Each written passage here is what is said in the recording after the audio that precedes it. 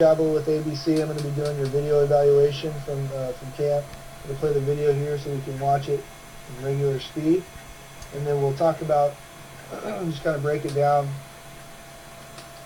and think about what are some things that you're doing well, some things that you can improve upon. The main thing that I like to talk about is really creating a repeatable athletic delivery.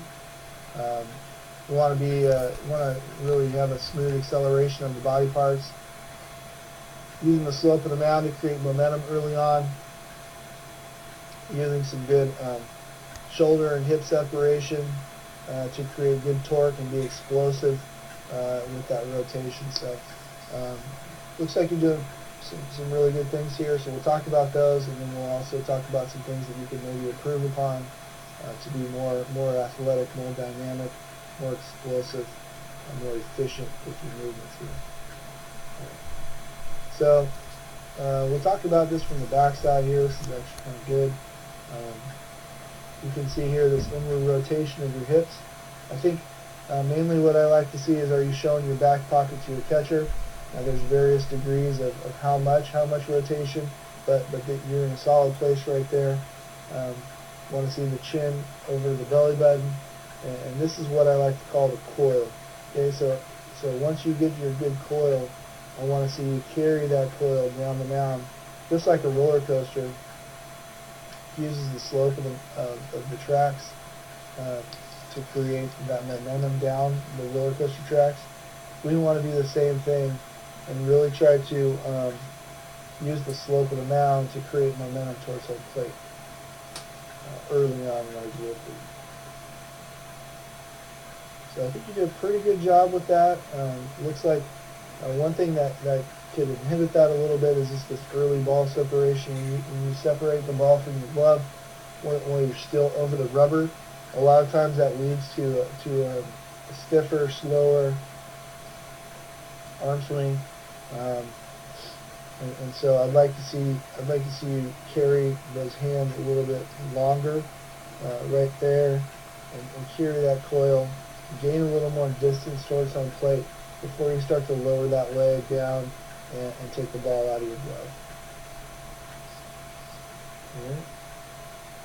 So I like your glove arm side action. You do a really nice job of you can see how that elbow gets down towards your hip, and you're really pulling with that into rotation.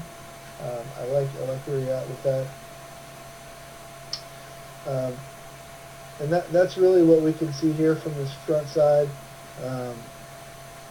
But let's go ahead and go to the next pitch so we can, excuse me, from the back side. Now we want to look at the front side here. Alright, so you can see, are you showing the back pocket? Pretty good. I think you can do a little bit more. Okay, show that back pocket to your catcher. Alright, again, a little bit of an early ball separation here, but I can see you're starting to work towards home plate. Just carry those hands a little bit longer. Okay.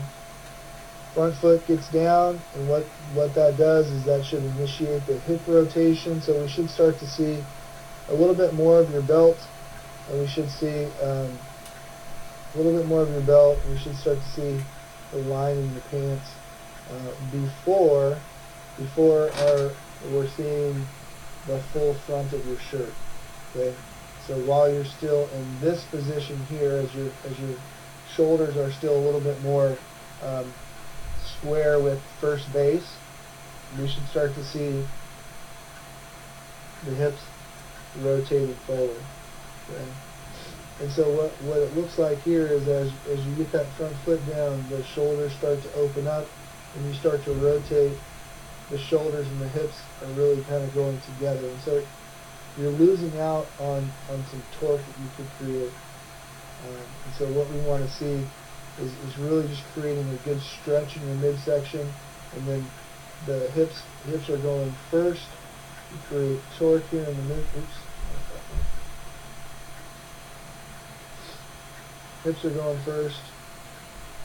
Create some torque here in the midsection, and then the upper body works through.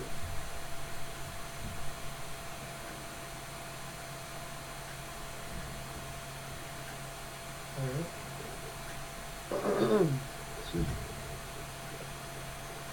Lastly, what we're going to look at is as the front foot gets down, we want to see that the knee stays bent at that 135 degrees or so of flexion, and we don't want to see it that angle decrease. We want to see the angle stay nice, just like it is where it's planted.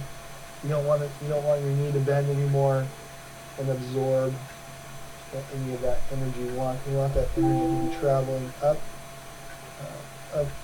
the body, out through the hand. So, did a pretty good job with that. All right, let's take a look at these last two here. A little bit better coil there.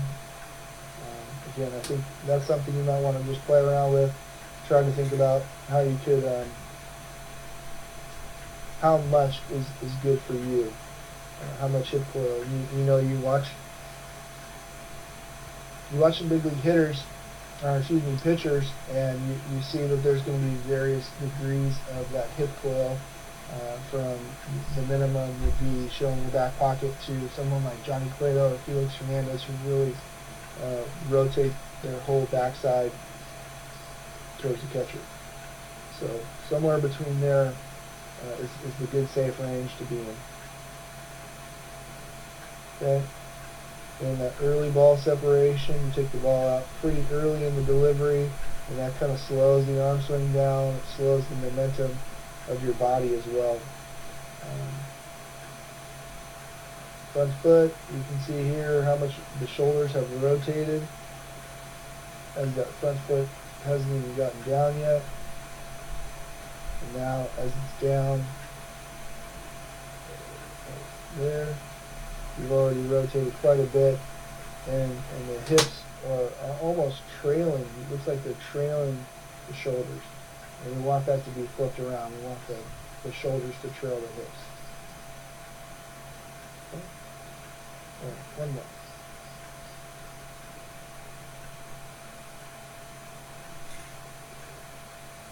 One more coil. Hold that ball longer. Hold off on rotating those shoulders. Get the hips going. Create that torque. Okay.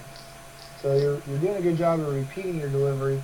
Now I just think if you address those issues, you'll see some big improvements in your velocity, in the overall athleticism of your delivery.